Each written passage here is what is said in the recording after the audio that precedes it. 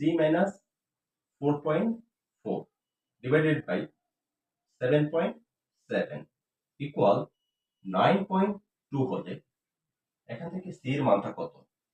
তাহলে সি এর মান বের করতে হলে সেম আগের মতোই কি করব আমরা প্রথমে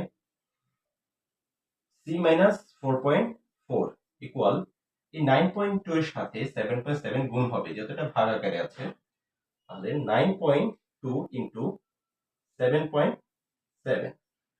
তাহলে আমরা এই দুটাকে যদি এখন গুণ করি তাহলে আমাদের কত হবে আনসার? তাহলে আমরা আমাদের এখানে দেখো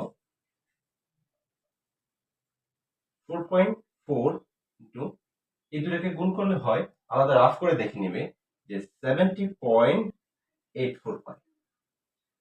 এখন শুধু সি এর মানটা বের করতে হলে কি করব আমরা, বা সি ইকুয়াল 70.84 মাইনাসের 4.4টাকে আমরা যদি ইকুয়েশনের ডান পাশে নেই তাহলে প্লাসের হয়ে যায়, তাহলে প্লাস 4.4। এখন এই দুটাকে আমরা যদি যোগ করি তাহলে আমরা সি এর মানটা পেয়ে যাচ্ছি। এখন এই দুটাকে যোগ করলে কি হয়, 75.24। এটা হচ্ছে আমাদের এই অঙ্কটার উত্তর।